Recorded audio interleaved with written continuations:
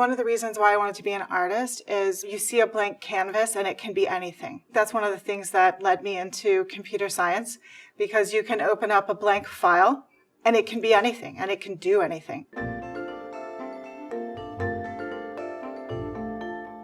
My dad was a NASA engineer. He used to tell us all kinds of stories, going to space and, kind of dreaming big dreams. I wanted to be a painter. I was applying for art scholarships and I was putting together my portfolio when my next door neighbor came home after studying art and she moved back in with her parents. When you're 17, you're really dying to make sure that you can stay away from your parents.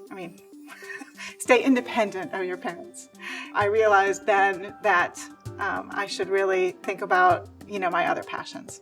I didn't know as a high school student that I had a talent in math.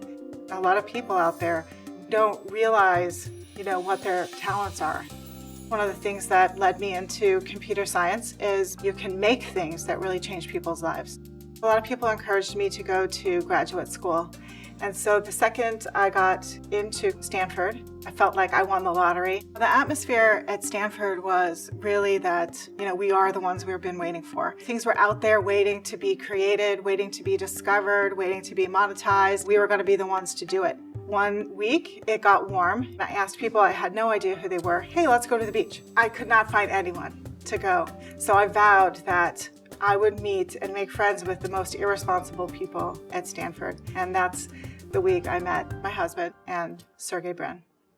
Tom and I have been married maybe 15 years, and we have 4 kids. Pregnancy is a really creative time, and a lot of people ask me, doesn't that mean that you're going to be taking time away from work, and does that mean that you're going to have to slow down?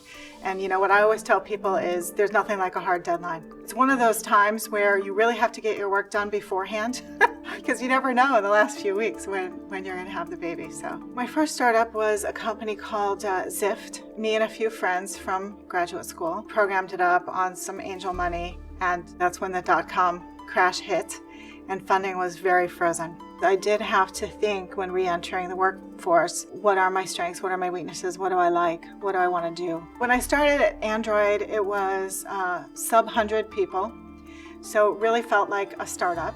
And it wasn't clear that it was the rocket ship that it became. I joined mobile because I thought it was going to be transformative for society.